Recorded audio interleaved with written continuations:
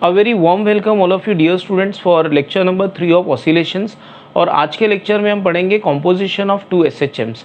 अब हम सब जानते हैं कि composition of two SHMs, composition का मतलब होता है एडिशन और SHM मतलब basically oscillatory motion types, right. तो देखते हैं हम दो SHMs को कैसे ऐड कर सकते हैं। लेट अस से दैट एक ऑब्जेक्ट है, लेट अस से एक पेंडुलम है जिस पे मैंने फोर्स अप्लाई कर ली and because of that force मैंने देखा कि पेंडुलम है स्टार्टेड ऑसिलेटिंग। और जब पेंडुलम ऑसिलेट हो रहा है तो उसका इक्वेशन है late us say x1 is equal to a sin omega t plus phi1। तो पेंडुलम को मैंने पुश किया and because of which it is oscillating और उसका इक्वेशन है x1 is equal to a1 sin omega t plus phi1।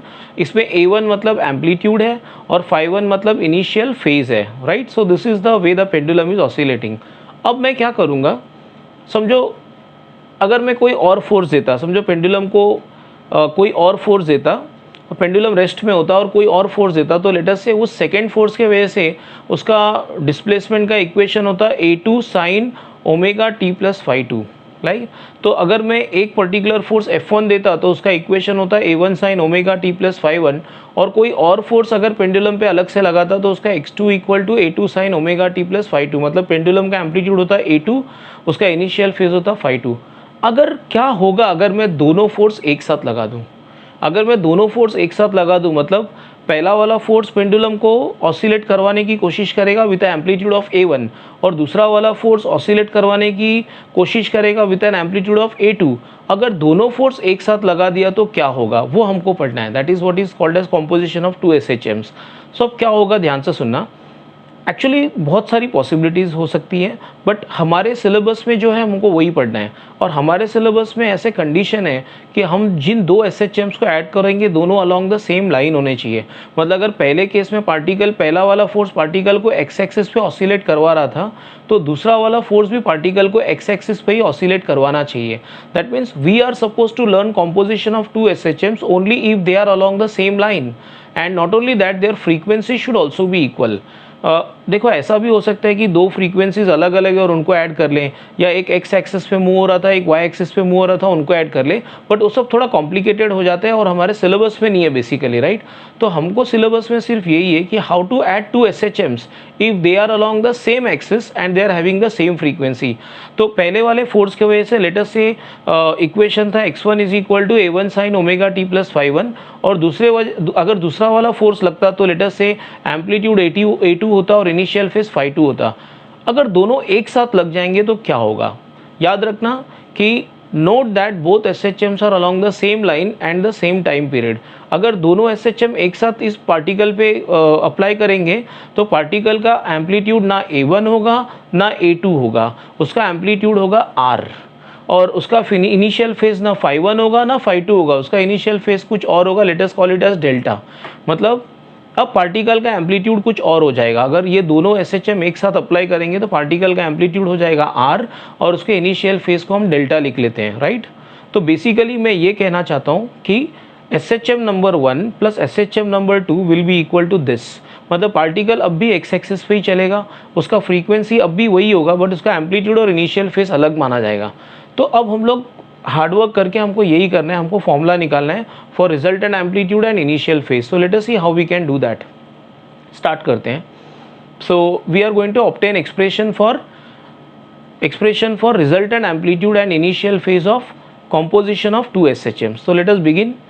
तो देखते हैं, see let a particle be subjected to two SHMs। मतलब पार्टिकल एक ही है और हमने दो SHM एक साथ लगा दिया such that they have the same time period and both are along the same line. यहाँ पे सेम लाइन मतलब मैं x एक्सिस मान के चलूँगा और एम्पलीट्यूड्स a1 a2 है और इनिशियल फेज phi1 phi2 है।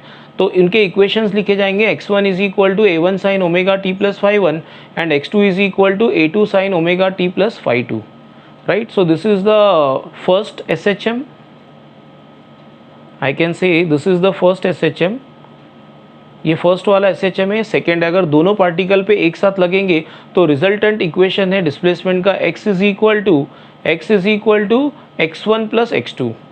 x is equal to x1 plus x2। अब मैं इस स्टेप में x1 और x2 की वैल्यूज़ डाल दूंगा। If I substitute the values of x1 and x2 तो आंसर आएगा x is equal to a1 sine omega t plus phi 1 plus a2 sine omega t plus phi 2। और हम सब जानते हैं कि sine of a plus b का क्या फॉर्मूला होता है। Sine of a plus b sine a cos b plus cos a sine b। तो sine of omega t plus phi 1 will be sine omega t cos phi 1 plus cos omega t sine phi 1, और ये a1 से multiply कर लिया मैंने, right. Similarly sine omega t plus phi 2 का answer होगा sine omega t cos phi 2 plus cos omega t sine phi 2, और ये a2 से मल्टीप्लाई कर लिया। अब देखो मैं नेक्स्ट स्टेप में क्या करूँगा, मैं साइन ओमेगा टी टर्म्स को एक साथ ले लेता हूँ और कॉस ओमेगा टी टर्म्स को एक साथ ले लूँगा। मतलब मैं ये देखो, आप अगर ये एक्सप्रेशन को देखो तो a1 sine omega t cos phi 1, इसमें भी साइन ओमेगा टी है, इसमें भी साइन ओमेगा टी है, इसमें कॉस ओमेगा टी है और इसमें भी कॉस ओमेगा टी है। So I will keep sine omega t term together and cos omega t terms together. तो अगर मैं साइन ओमेगा टी को कॉमन ले लूँ तो मेरे ख्याल से ऐसा इक्वेशन आएगा, right.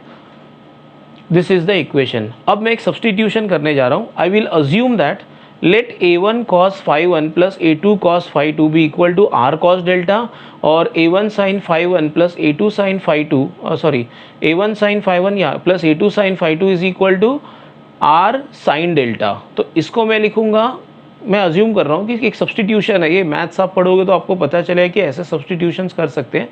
a1 cos phi 1 plus a2 cos phi 2 को मैं लिखने वाला हूँ r cos delta, और इसको मैं लिखूंगा r sin delta। तो मुझे आंसर आएगी कुछ ऐसे। और अगर मैंने इसको सब्सटीट्यूट कर दिया ऊपर तो मेरा आंसर आएगा इस तरह से r cos delta sign omega t plus r sine delta cos omega T. r तो कॉमन आ जाएगा, r अगर कॉमन आ जाएगा तो ब्रैकेट में क्या बचा, ब्रैकेट में बचा sign omega t cos delta plus cos omega t sine delta. तो अगर मैंने r को कॉमन लिया तो ब्रैकेट में आया sine omega t cos delta plus cos omega t sine delta, और कुछ ऐसा। और हम जानते हैं कि ये sine A cos B plus cos A sine B format में है। अगर ये sine A cos B plus cos A sine B format में है तो इसको लिखा जा सकता है sine of A plus B. So कुछ ऐसा हो गया। तो मैंने फाइनली कन्वर्ट कर लिया उसको इसी स्टाइल में। देखो SHM number 1 plus SHM number 2 is equal to finally again an SHM। मतलब SHM along x axis plus SHM along x axis, but ये अलग SHM है, दोनों का एम्पलीट्यूड और इनिशियल फेज अलग है। फाइनली दोनों को अगर ऐड किया, दोनों को एक साथ में पार्टिकल पे अप्लाई किया तो जो फाइनल आंसर आएगा वो भी एक SHM ही होगा। मतलब पार्टिकल अभी भी SHM परफॉर्म करेगा या ऑसिलेटरी मोशन परफॉर्म करेगा। उसका फ्रीक्वेंसी पहले ओमेगा था, अभी भी ओमेगा है। एंगुलर फ्रीक्वेंसी पहले ओमेगा था, अभी भी ओमेगा है, लेकिन उसका एम्पलीट्यूड बदल गया। अब ना तो एम्पलीट्यूड A1 है ना तो एम्पलीट्यूड A2 है, एम्पलीट्यूड है R, और उसका इनिशियल फेज ना तो phi 1 है ना तो phi 2 है, उसका इनिशियल फेज है डेल्टा। और हमको क्या करना है, हमको देखो ये ऑफकोर्स उसका रिजल्ट एंड एम्पलीट्यूड डिपेंड इसी बात पे करेगा कि A1 कितना है, A2 कितना है, phi 1 कितना है, phi 2 कितना है। मतलब ultimately R depends upon A1 A2 phi 1 phi 2। सो हमको R का फॉर्मूला निकालना है इन terms of A1 A2 phi 1 phi 2। Similarly हमको डेल्टा का भी फॉर्मूला निकालना है इन terms of A1 A2 phi 1 phi 2। तो चलो स्टार्ट करते हैं। तो देखो ये अभी यहाँ तक मैंने क्या प्रूव कर लिया कि SHM along x axis plus SHM along x axis, that means if there are two SHMs superimposed on the particle at the same time, एक साथ में दो SHM पार्टिकल पे लगा दिया तो पार्टिकल फाइनली SHM ही परफॉर्म करेगा। उसका फ्रीक्वेंसी भी सेम होगा, वो अभी भी एक्स एक्सिस पे ही चलेगा, बट उसका रिजल्टेंट एम्पलीट्यूड कुछ और होगा, उसका इनिशियल फेज कुछ और होगा। और ये रिजल्टेंट एम्पलीट्यूड और इनिशियल फेज डिपेंड करेगा पार्टिकल के एम्पलीट्यूड्स पे और इनिशियल फेजेस पे। तो देखते हैं कि what is the relation of R with A1 A2 phi 1 phi 2 and what is the relation of delta with A1 A2 and phi 1 phi 2। So let us proceed ahead. उसके लिए आपको ये formula ध्यान में रख के चलना पड़ेगा कि R cos delta is A1 cos phi 1 plus A2 cos phi 2 and R sin delta is equal to A1 sin phi 1 plus A2 sin phi 2। इससे स्टूडेंट को ये भी एक क्लियर हो गया कि मैंने ये सब्सटीट्यूशन क्यों किया। मैंने ये सब्सटीट्यूशन इसलिए किया था बिकॉज मुझे आंसर को इस फॉर्मेट में लाना था, और मैंने आंसर को इस फॉर्मेट में ला दिया, राइट। मतलब SHM के फॉर्मेट में ला दिया। तो अब हम लोग ये दोनों बाय हार्ट कर लो आप। तो हम लोग नेक्स्ट स्लाइड देखते हैं, नेक्स्ट स्लाइड की तरफ चलते हैं। सी मैं एक बार लिख भी दूंगा। So the resultant motion is again a linear SHM but amplitude r है और उसका इनिशियल फेज डेल्टा है.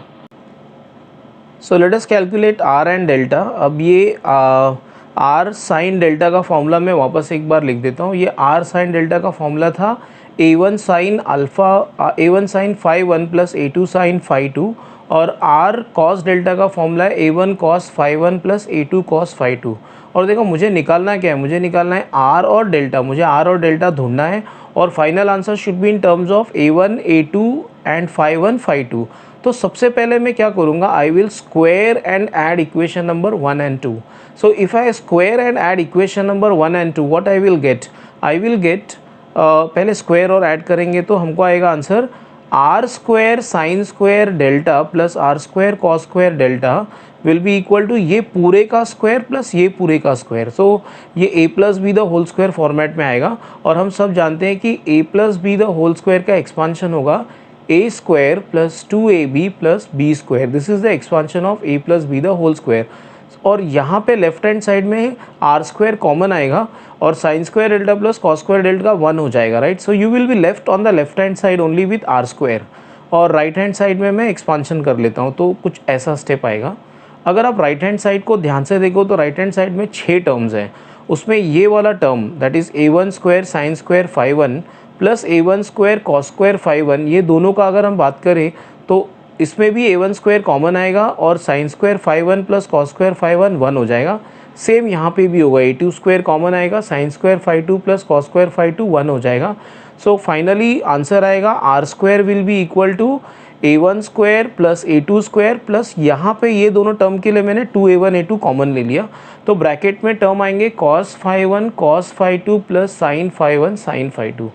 अगर आप थोड़ा ध्यान से सोचो तो जो ब्रैकेट के टर्म्स हैं वो कौन से फॉर्मेट में है, cos a cos b plus sin a sin b. और cos a cos b plus sin a sin b किसका एक्सपांशन है, cos of a minus b. तो यहाँ पे a के जगह पे फाई 1 है और b के जगह पे फाई 2 है तो ये कौन सा फॉर्म में cos a cos b plus sin a sin b. और cos a cos b plus sin a sin b होता है cos of a minus b. तो मैं इसको लिखूँगा cos of phi 1 minus phi 2. तो कुछ ऐसा इक्वेशन दिखेगा मेरा, राइट, ऐसे. तो ये मेरा आर स्क्वायर का फॉर्मूला है. Finally r will be equal to square root of everything. ये हमारा फाइनल आंसर है. और जैसे मैंने कहा था कि r will depend upon a1 a2 phi 1 phi 2, वैसे फाइनल आंसर में r is equal to root of a1 square plus a2 square plus 2a1 a2 cos phi 1 minus phi 2 and this is the expression for this is the expression for resultant amplitude. अगर आपको ऐसा लग रहा है कि अरे ये तो फॉर्मूला हमने देखा हुआ है कहीं ना कहीं पे, तो वो बहुत नेचुरल है. बिकॉज आई टेल यू, अगर आप वेक्टर्स याद करो जहाँ पे दो वेक्टर्स है a1 a2 और दोनों के बीच में एंगल थीटा है तो हम लोग रिजल्टेंट एम्पलीट्यूड ऐसे ही तो निकालते थे, r is equal to root of a1 square plus a2 square plus 2a1 a2 cos theta. वहाँ पे थीटा मतलब क्या था, एंगल बिटवीन द वेक्टर्स. और यहाँ पे फाई 1 फाई 2 मतलब क्या है, phase difference between the two SHMs, two simple harmonic motions. तो चलो हमारा रिजल्टेंट एम्पलीट्यूड तो मिल गया. अब हम लोग को डेल्टा फाइंड आउट करना है. तो डेल्टा के लिए बहुत इजी है, डेल्टा का भी answer a1 a2 phi 1 phi 2 के टर्म्स में ही निकालना है. तो हम क्या करेंगे, देखो, अगर मैं इक्वेशन नंबर 1 को इक्वेशन नंबर 2 से डिवाइड कर लूँ तो मेरे ख्याल से r कैंसिल हो जाएगा. तो if I divide equation number 1 by equation number 2 I can cancel this r and sin delta upon cos delta will be tan delta. So finally my answer will be tan delta equal to the entire thing. अगर tan delta ये है तो delta क्या होगा, delta tan inverse of entire thing होगा. मतलब हमको delta का भी फॉर्मूला मिल गया. और आप ध्यान से देखो तो डेल्टा का आंसर भी फाइनली किसके टर्म्स में है, फाइनली डेल्टा का आंसर भी a1 a2 फाई 1 और फाई 2 के टर्म्स में. सो this is how you calculate the resultant amplitude and the initial phase. मतलब SHM plus SHM will be a new SHM जिसका रिजल्टेंट एम्पलीट्यूड ये होगा और जिसका रिजल्टेंट इनिशियल फेज ये होगा, करेक्ट. अब हम लोग देखते हैं कुछ स्पेशल केसेस. तो मैं ये रिजल्टेंट का फॉर्मूला फिर एक बार लिख देता हूँ. The resultant amplitude is given by this formula. कुछ स्पेशल केसेस है, देख लेते हैं. कुछ स्पेशल केसेस में आप आंसर बहुत आराम से और डायरेक्टली निकाल सकते हो रिजल्टेंट एम्पलीट्यूड का. Case 1, special case 1, if the two SHMs are in same phase, मतलब दोनों SHM आपके सेम फेज में हैं. अगर दोनों SHM सेम फेज में होंगे तो फाई 1 माइनस फाई 2 होगा 0, या बोल सकते हैं phi 1 will be equal to phi 2. तो अगर phi1 माइनस phi2 0 होगा और मैं यहाँ पे सब्सटीट्यूट कर लूँ इसमें, तो cos 0 will be equal to 1 और cos 0 1 होगा, तो ये क्या होगा a1 square plus a2 square plus 2a1 a2 into 1। तो फाइनली ये होगा r is equal to root of a1 square plus a2 square plus 2a1 a2 which is a1 plus a2 the whole square का root which is simply a1 plus a2। सो ऐसे situation में अगर दो SHMs है और उनके phase difference 0 है तो रिजल्टेंट एम्पलीट्यूड सीधा एडिशन होगा। Case 2, if the two SHMs are out of phase या अपोजिट फेस या फेस डिफरेंस ऑफ 180 डिग्रीज या पाई रेडियन, सब एक ही बात है।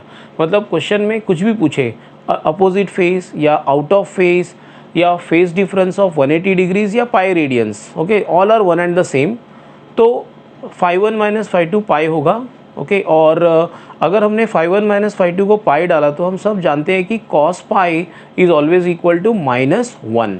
तो cos पाई अगर -1 होगा तो मेरे ख्याल से हमारा जो रिजल्टेंट एम्पलीट्यूड है, रिजल्टेंट एम्पलीट्यूड का आंसर होगा root of a1 square plus a2 square plus 2a1 a2 cos pi, that is -2a1 a2 हो जाएगा। और ये किसका एक्सपांशन है, a1 minus a2 the whole square, और हम सब जानते हैं कि a1 minus a2 the whole square और a2 minus a1 the whole square एक ही बात है, right. a1 minus a2 the whole square और a2 minus a1 the whole square एक ही बात है। तो इसका आंसर a1 माइनस a2 भी आ सकता है और a2 माइनस a1 भी आ सकता है, इसलिए मैंने रिजल्टेंट को लिखा है mod of a1 minus a2। मतलब अगर फेस डिफरेंस पाए है तो रिजल्टेंट एम्पलीट्यूड क्या होगा, subtraction a1 minus a2, directly दोनों एम्पलीट्यूड को सब्ट्रैक्ट कर दो, बिगर माइनस स्मॉलर, राइट, इसलिए मैंने मॉड लिखा है। Case 3, what if the phase difference between the two SHMs is equal to 180 degrees. अगर फेस डिफरेंस 90 डिग्रीज, अगर 90 डिग्रीज है तो phi1 माइनस phi2 90 होगा, और हम सब जानते हैं कि cos 90 is equal to 0 degrees. I am so sorry, cos 90 is 0। अगर cos 90 0 है तो ये पूरा जो थर्ड वाला टर्म है आपका ये चला जाएगा, 0 इंटू एनीथिंग इज 0। तो आपका फाइनल आंसर आएगा r is equal to root of a1 square plus a2 square. अब मैं आपको और एक बात भी बताना चाहता हूँ, अगर एग्जाम में ऐसे क्वेश्चन आया कि obtain an expression for resultant amplitude and initial phase of two SHMs, तो आपका आंसर डेल्टा पे ख़त्म हो जाता है। मतलब आपका tan delta equal to tan inverse पे ख़त्म हो जाएगा, मतलब आप r निकाल लो डेल्टा। स्पेशल केसेस सिर्फ तब लिखना है अगर एग्ज़ाम में पूछा जाए, मतलब अगर एग्ज़ाम में नहीं पूछा है स्पेशल केसेस तो आपको नहीं लिखना है, मतलब आपका डेरिवेशन लास्ट स्लाइड पे ही ख़त्म हो जाएगा, यू अंडरस्टैंड, लास्ट पेज पे ख़त्म हो जाएगा। आपको स्पेशल केसेस लिखने की कोई ज़रूरत नहीं unless and until asked. So this is how we do composition of two SHMs. So thanks for watching the video and do subscribe the channel and share with your friends.